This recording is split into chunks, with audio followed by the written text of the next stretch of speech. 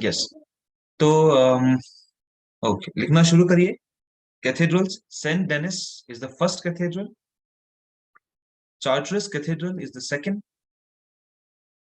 The third is Reims cathedral, Reims REIMS, Reims, Reims cathedral, Notre Dame, the fourth is NOTRE, Notre, DAMN है I guess, Notre Dame, Notre Dame. The next is Salisbury, SALISBURY, Salisbury cathedral.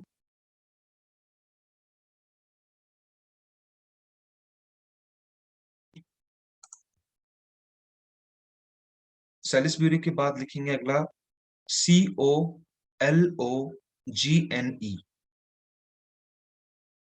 Colin cathedral, COLOGNE, Cologne cathedral. ये 5-6 cathedrals हैं जो Gothic period में got burned, I guess, few years ago. Maybe, I don't have any idea about it. So Saint Denis, Chartres, Reims, Notre Dame, Salisbury and Cologne Cathedral. ये total 6 cathedrals आपको ये chronology में है बिल्कुल।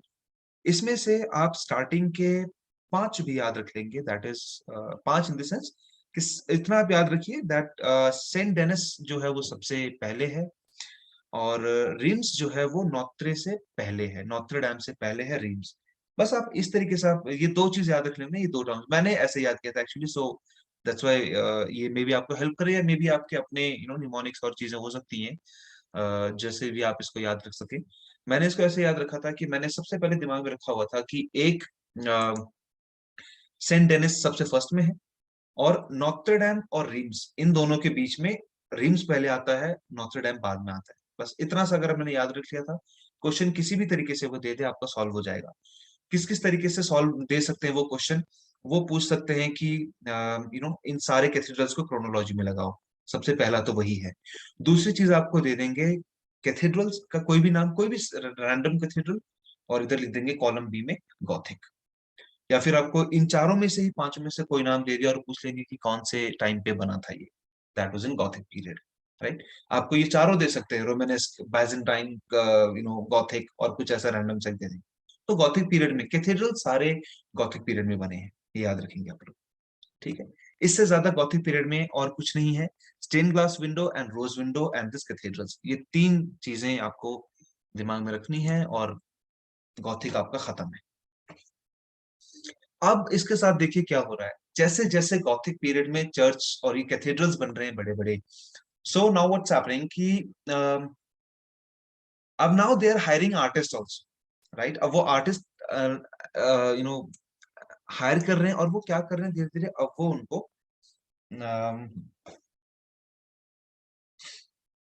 पे कर रहे हैं वहां पे पेंट करने के लिए, फ्रेस्कोस बनाने के लिए, ठीक है।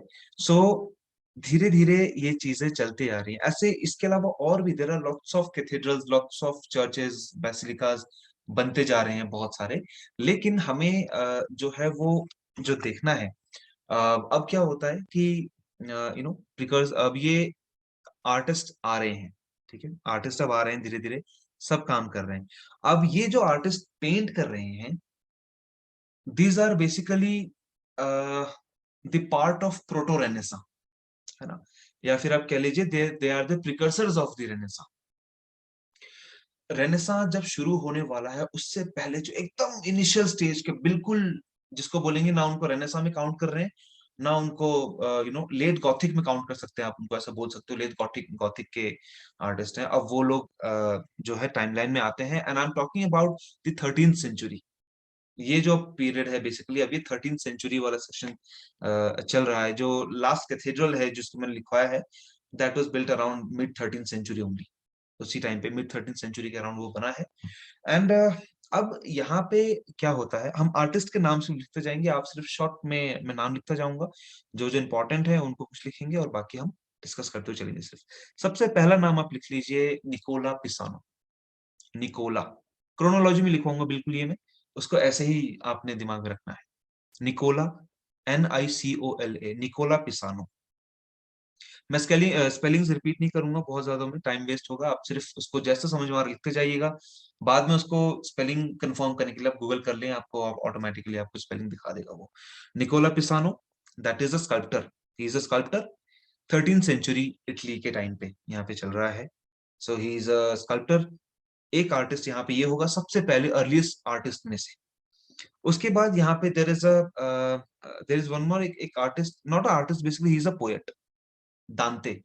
पोएट लिखेंगे दांते, DANTE, दांते। Who wrote Divine comedy. He wrote Divine comedy. इनके डेट ऑफ बर्थ आप खुद लिख लीजिएगा, नाम देख देख के। बहुत आराम से विकिपीडिया गूगल्स में मिल जाएगा बहुत इजीली।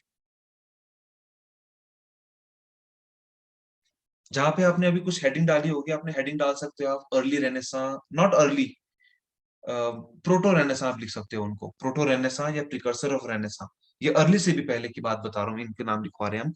और वहां पे आप लिख देंगे 13th सेंचुरी इटली। उसके बाद आर्टिस्ट का पहला नाम लिखेंगे निकोला पिसानो। दांते, ब्रैकेट में लिख देंगे he is a poet and he wrote Divine Comedy. उसके बाद आते हैं आप 14th century Italy. 14th century, the artist name is Cimabue. CIMABUE, Cimabue. Next artist इससे नीचे लिखेंगे सिमाबुए के बाद Giotto. GIOTTO। Giotto was one of the artist जिसने पर्सपेक्टिव को शुरू किया, पर्सपेक्टिव ड्राइंग्स का एक्सपेरिमेंट करना शुरू किया था। जियोतो वॉज द वन, लिख लेंगे आप उसके आगे, that Giotto experimented with perspectives in paintings या फिर इन फ्रेस्कोस, जैसे भी। इसने देर इज एक चैपल है, एक बेसिकली अरेना करके चैपल है, अरेना चैपल। वहां पे बहुत सारे म्यूरल्स इसने किए हैं, जो आप देखोगे उस फोटोज में, आप देखना बहुत सारे आपने ऐसे काम देखे होंगे जो आपने रेनेसा के पर्सपेक्टिव से देखे होंगे, लेकिन आपको ये भी पता होगा कि मे बी वो जियोतो ने किया है, लेकिन ये नहीं पता होगा वो कौन से फ्रेस्को कहाँ पर है वो उस वाले म्यूजियम में आपको मिलेगा, उस फ्रेस्को चैपल में आपको मिलेगा। ये जियोतो के जितने भी काम जो फेमस है वो ज्यादातर उसी चैपल के अंदर है। अरेना चैपल बेसिकली इसको बोलते हैं। इनका उसी चैपल में एक काम है, the flight into the Egypt. लिख लीजिए इस काम को, बहुत इंपॉर्टेंट है। The flight into the Egypt. Search करिएगा इस काम को, फोटोज देखनी है आपने इसकी। जियोतो का काम है। नेक्स्ट, एक और इसका काम फेमस है, द किस ऑफ जूडा। द किस ऑफ जूडास।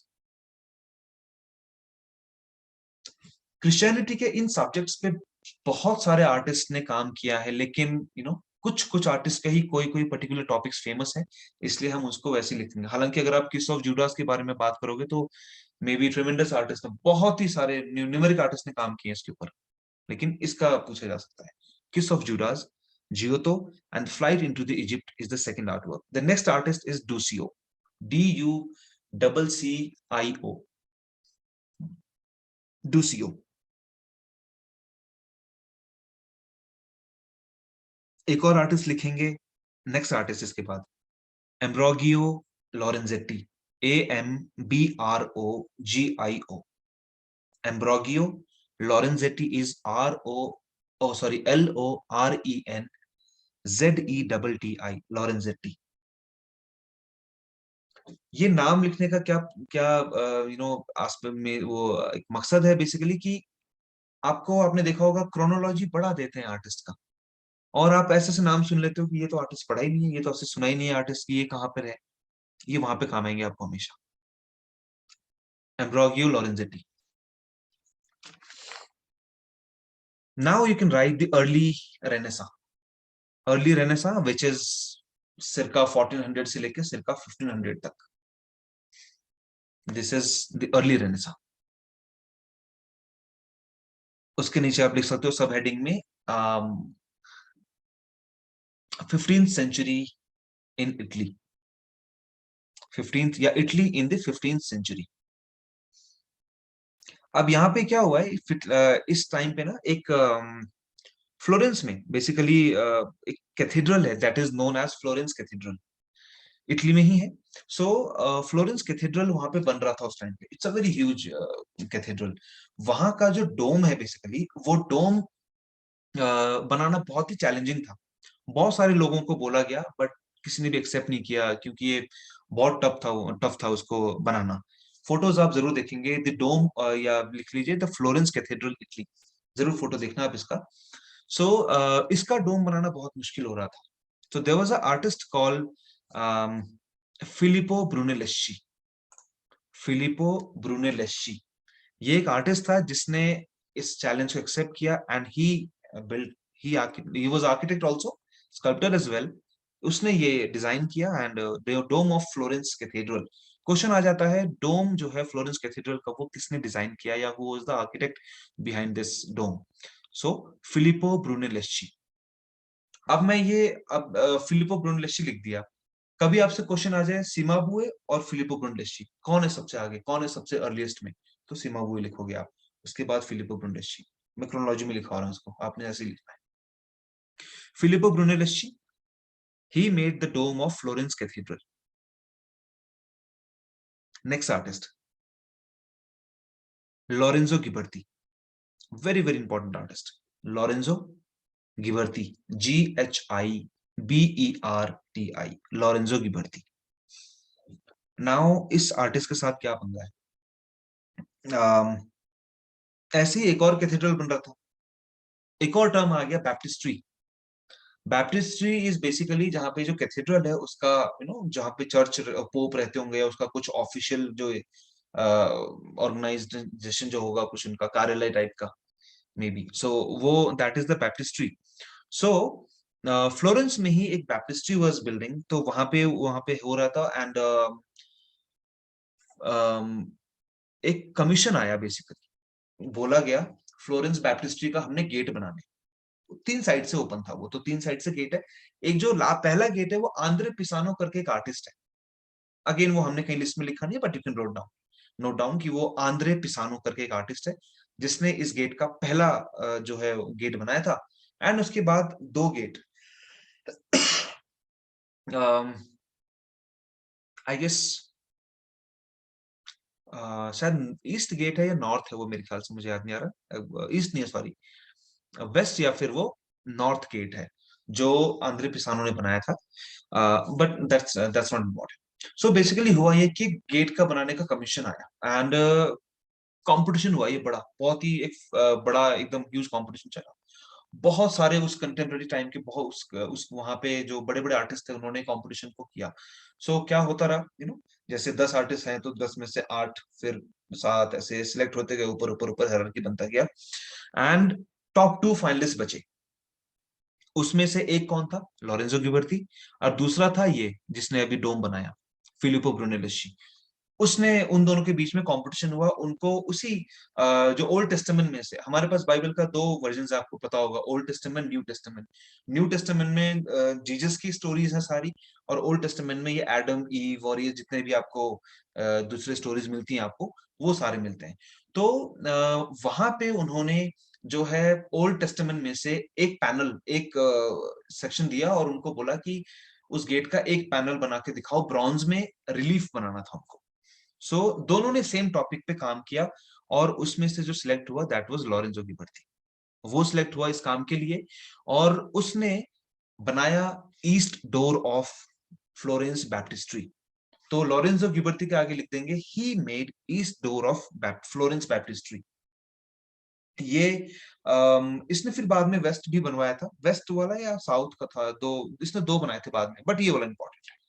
सो ये इस डोर जो इसने बनाया, इसमें 10 पैनल्स थे बेसिकली। आप इसको फोटो देखेंगे, it's a very like amazing artwork, बहुत ही खतरनाक आर्टवर्क है। और इसमें आप देखोगे ना कि रिलीफ में भी उन्होंने वो जो पर्सपेक्टिव जो उन्होंने क्रिएट किया है ना, उसमें आप हैरान हो जाओगे अगर आपने नहीं देखा वो काम।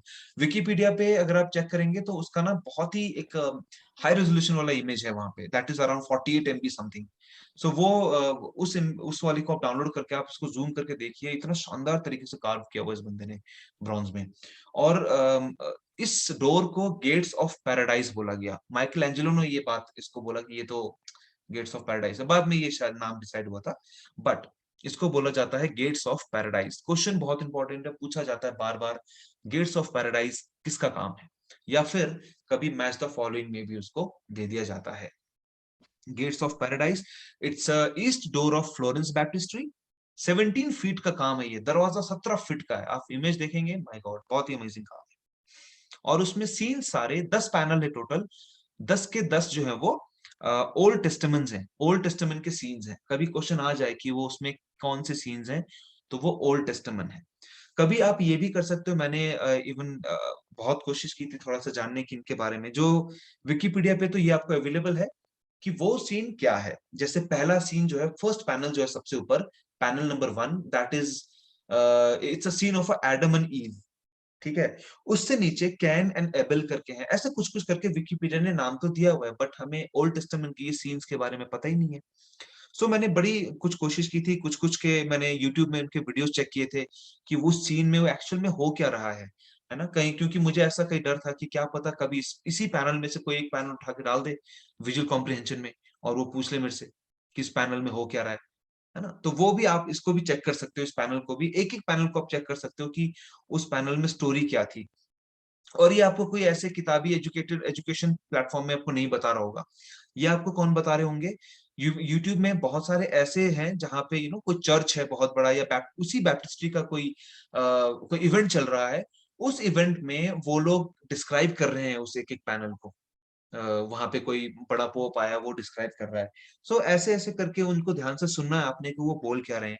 That is how I prepared for this वाले क्वेश्चन के लिए, कि मुझे ये जानना था कि ये कौन कौन से कैसे हैं। तो आप ये अपनी इच्छा है, ऐसे ना करो तो वैसे भी कोई इतना वो नहीं है, मतलब अगर बाय चांस एक रिस्क ना लेने के चक्कर में मैंने इसको पढ़ लिया था।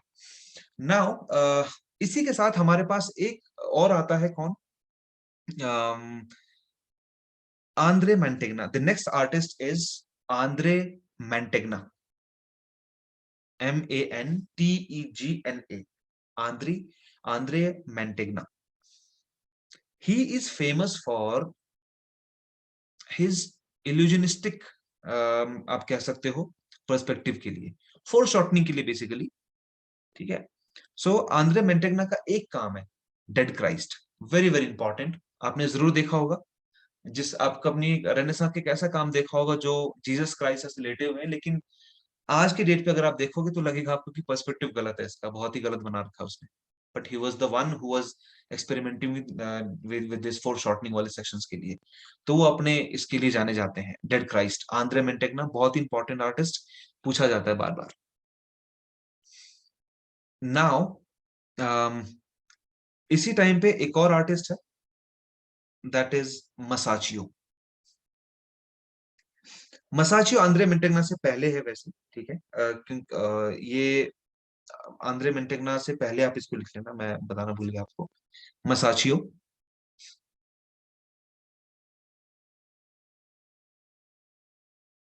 मसाचियो का आपने काम अभी देखा होगा, पिछली बार 2019 के दिसंबर में इसका विजुअल कॉम्प्रिहेंशन आया था, द ट्रिब्यूट मनी, राइट। तो वो भी एक ब्रांकुसी चैपल करके है, वहां पे फ्रेस्कोज हैं, उस फ्रेस्को का काम है वो ट्रिब्यूट मनी, आप जरूर देखें उनको। मसाचियो का एक काम यही सबसे फेमस आता है, ट्रिब्यूट मनी, राइट। एंड उसके बाद हम बात कर लेते हैं अर्ली ये इसी 15th सेंचुरी के स्कल्प्टर्स के बारे में। तो ये स्कल्प्टर्स में से सबसे पहला स्कल्प्टर आपको मिलता है डोनाटेल्लो, लिख लेंगे आप, early 15th century sculptors, Donatello. Donatello जो है वो जियोतो के बाद आता है, उसको जरूर, ये डोनाटेलो, जियोतो, मसाचियो, इनको तो थोड़ा सा क्रोनोलॉजी जरूर देख लें उसकी, है ना। ये अभी मैं जो लिखूंगा ये डोनाटेलो स्कल्पचर वाले पोर्शन से क्रोनोलॉजी में होगा। ये मैंने अभी पेंटिंग्स वाला अलग लिखवाए थे, स्कल्पचर वाला अलग लिखवाए थे। आप क्या कर सकते हो, दोनों को देख के, और आर्टिस्ट और स्कल्पटर, पेंटर और स्कल्पटर दोनों मिक्स करके आप उसको क्रोनोलॉजी लिख बना सकते हो आप उसकी।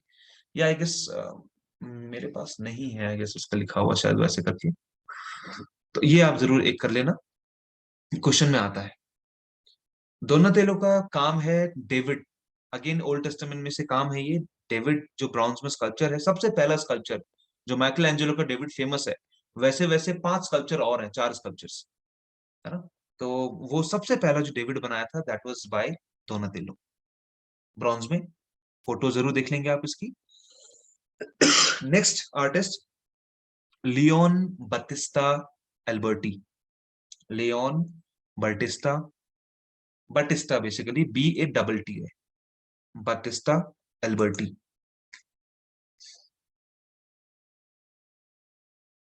ये जो आर्टिस्ट है he coined the term Renaissance man. इसको बोला जाता है Renaissance man. Anyone? Leon Battista Alberti, he coined the term Renaissance man. आप इसको लिख लेंगे इस तरीके से। Leonardo sir. Yes, right. Leonardo da Vinci को जो है बोला जाता है रेनेसांस मैन। नेक्स्ट आर्टिस्ट लिखेंगे आप आंद्रे डेल वेराचियो।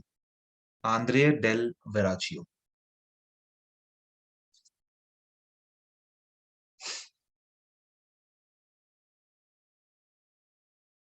इसका भी एक और डेविड है।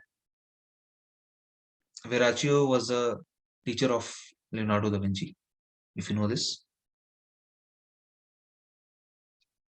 फिर अगला नाम लिखेंगे आप सैंड्रो बॉटिसेली।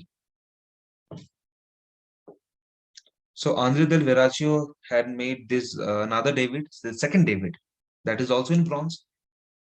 अगला आर्टिस्ट लिखेंगे Sandro बॉटिसेली।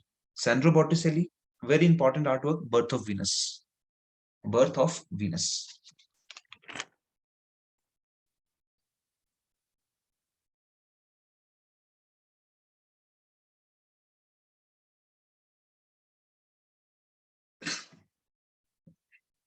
There is another artist from Renaissance period, वो हालांकि इटली का नहीं था, ही वाज फ्रॉम नेदरलैंड। लिखेंगे नाम जैन वैन ईक।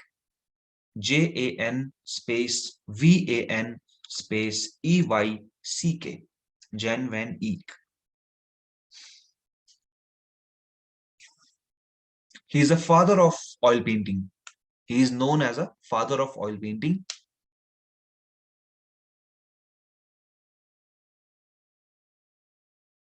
इसी के साथ एक और चीज लिख लीजिए।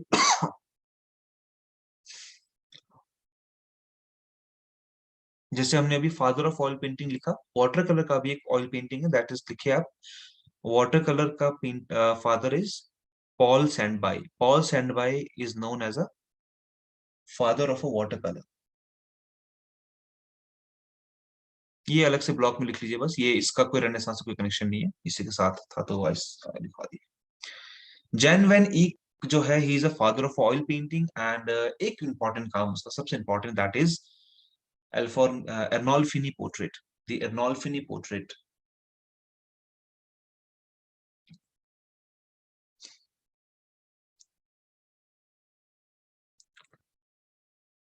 इन सब में एक नाम बहुत इंपॉर्टेंट है जो एक्चुअल मायने में जिसने आर्ट हिस्ट्री लिखी है, ऐसा बोला जाता है कि अगर ये शख्स ना होता तो हमें art history, western art history के बारे में नहीं पता लगता, खास करके रेनेसांस के बारे में।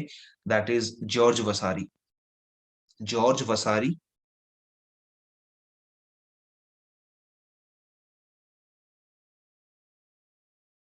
ब्रैकेट में लिख देंगे he actually wrote art history, या इट्स बिलीव दैट, या फिर लिख दीजिए ऐसे कि ना लाइक एक्चुअल टर्म में, in actual term he wrote the art history first.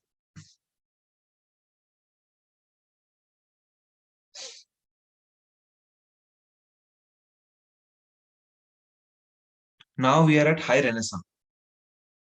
High renaissance in Italy, यानी कि द पीक ऑफ ये पूरा जब चल रहा था।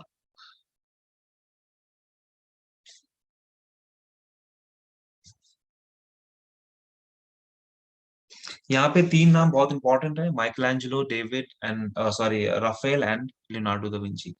ये तीन नाम तो ऐसे हैं कि आपने इन तीनों के लिए इतने ज्यादा इंपॉर्टेंट है ये आर्टिस्ट कि इनको तो स्पेशली अलग से क्वेश्चन दे देते हैं कि इन्हीं का चार क्वेश्चन, चार काम डाल देंगे और बोलेंगे क्रोनोलॉजी में सेट करो।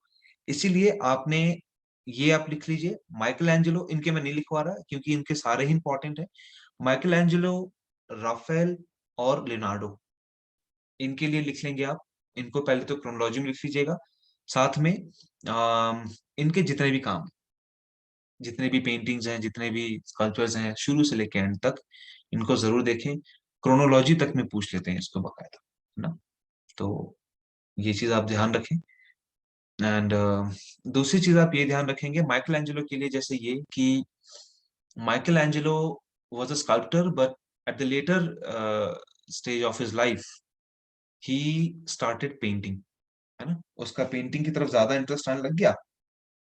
एंड व्हाट ही डिड, उसने स्कल्पटिंग छोड़ दी थी काफी टाइम, तो उसको तो बहुत सारे उसके काम ना इनकम्प्लीट हैं, उनके स्कल्पचर्स बहुत सारे इनकम्प्लीट हैं। एंड पेंटिंग्स उन्होंने फिर बाद में शुरू कर दी थी। माइकल एंजेलो के लिए राफेल का school of Athens is the सबसे इंपॉर्टेंट आर्ट वर्क, है ना। राफेल ने उसको अपने आप को भी डिपिक्ट किया है उसके अंदर, उस पेंटिंग में राफेल ने।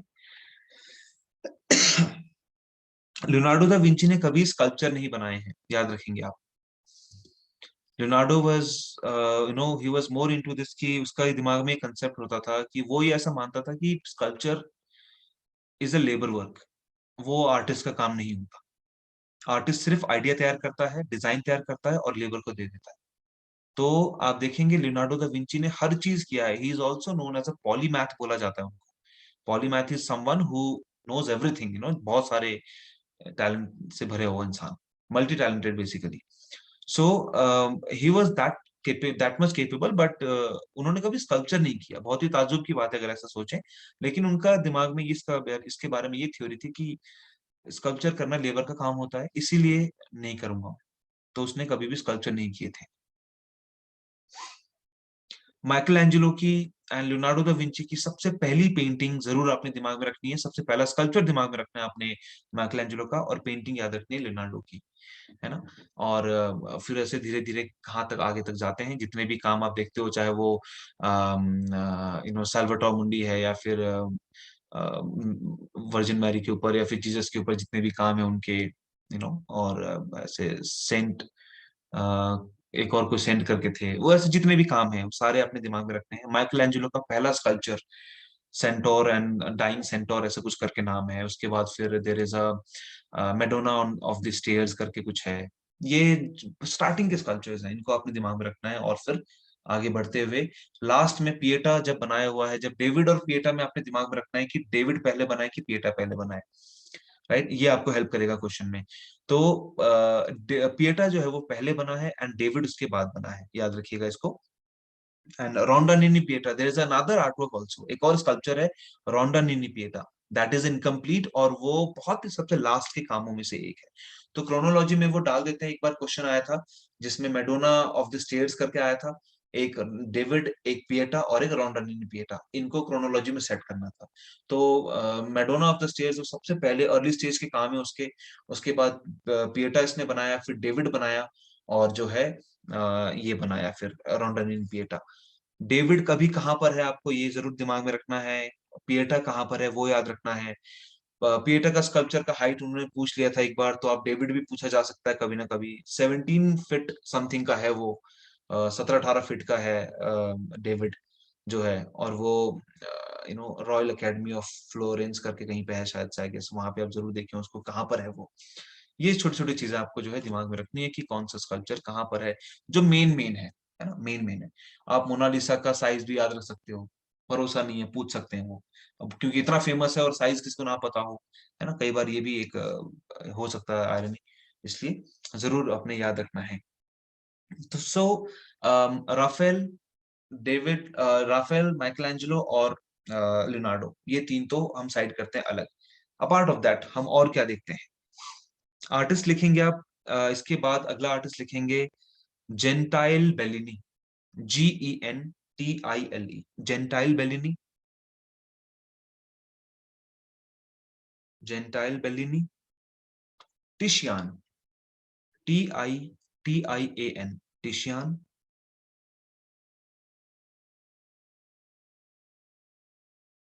टिशियान के बाद we have Giorgione, GIOR, GIORGIONE। Titian बाद में है, जॉर्जाइन पहले है, सॉरी, है ना। तो अ, 1 साल का फर्क है दोनों के बीच में डेट ऑफ बर्थ में। तो जॉर्जाइन का एक काम है Tempest, very important, Tempest and Sleeping Venus, दो काम लिखेंगे, Tempest and Sleeping Venus Giorgione का। टिशियन का लिखेंगे Venus of Urbino, Venus of Urbino, that is important.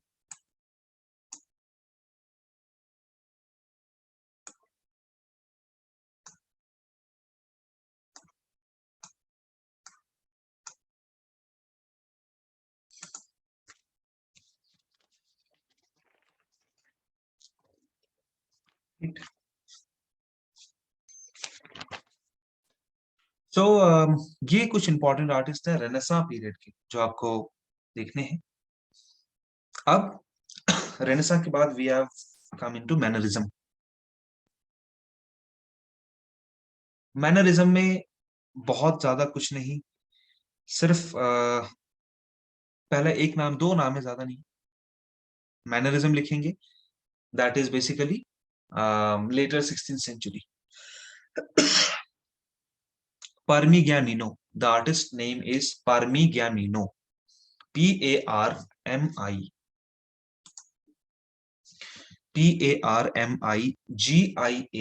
Parmigianino, Parmigianino। इसका एक बहुत ही फेमस काम Madonna of the long neck, हमें सबको पता है, Madonna of the long neck, या फिर Madonna and the child with angel भी बोलते हैं इस काम को कई बार।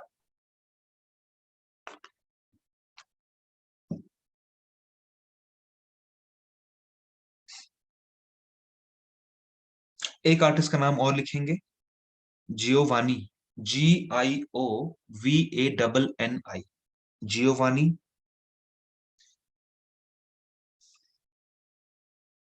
Bologna, Bologna, Bologna, Giovanni Bologna. Tintoretto, Tintoretto, Tintoretto.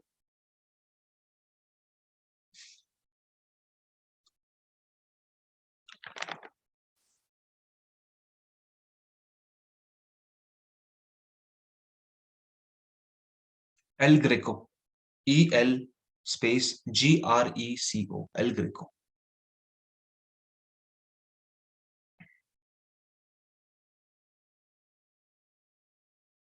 अब यही इसी टाइम पे नॉर्दर्न यूरोप में और भी आर्टिस्ट चल रहे हैं साथ साथ में। सो नॉर्दर्न यूरोप की तरफ प्रिंट मेकर्स और कुछ ऐसे आर्टिस्ट भी हैं एक दो जिनको हम लिख रहे हैं। एक नाम लिखेंगे पहला, that is Albert Durer, Albrecht Dürer सबसे इंपॉर्टेंट नाम है, Albrecht Dürer.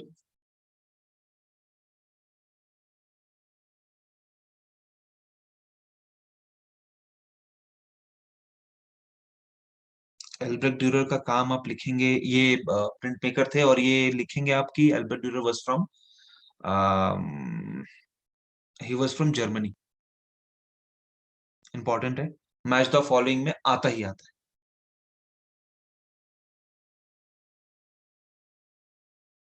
Albert Durer was from Germany, वह जर्मन प्रिंट मेकर। इनका काम है the great triumphal car, the great triumphal car.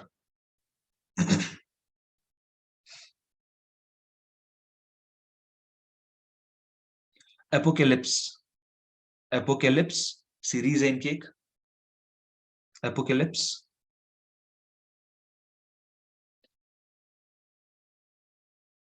Apocalypse, Christ on the throne being, Christ on the throne being.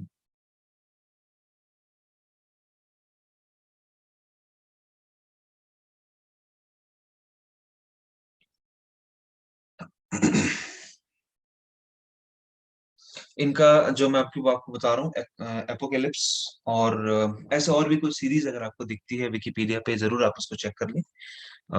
ये Albert Dürer की important है, ये artist important है actually, काम को लेके भी और ऐसे भी पूछ लेते हैं इसको। So now the next artist we have, that is Hans Holbein. लिखिए Hans हॉलबिन,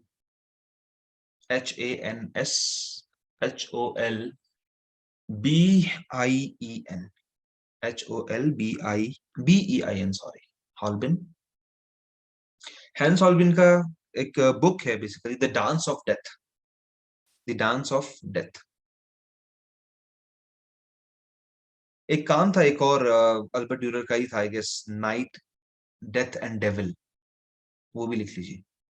night, KNIGHT, knight, knight, death and devil, ये अल्बर्ट ड्यूरर का काम था। और हैंस हॉब्लिन का है डांस ऑफ डेथ। बहुत ही कंफ्यूजिंग होता है कई बार दोनों का, मैं बहुत बार कंफ्यूज रहता था। डांस ऑफ डेथ बुक है हैंस हॉल्बिन की। Next we have the baroque period. After this we have baroque period.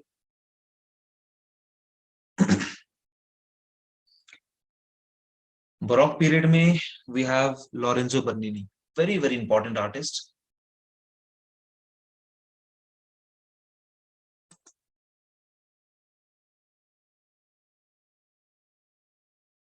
Is it new? Oh,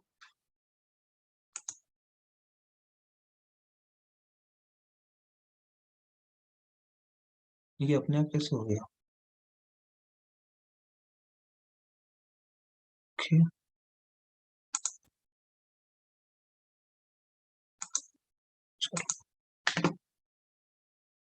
okay, just a second, मैंने न्यू लिंक तो शेयर किया नहीं, ये अपने आप कैसे चल पड़ा मगर ये।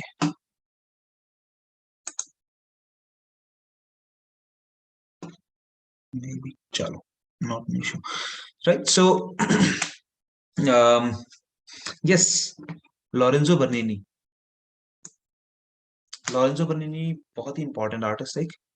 और इसी के साथ इनके काफी सारे काम, बहुत सारे काम इंपॉर्टेंट हैं। Lorenzo Bernini is one of the important artist, आप इनको जरूर देखें। And let me share some of the work, कुछ देख बता देता हूँ आपको लॉरेंजो बर्निनी के लिए।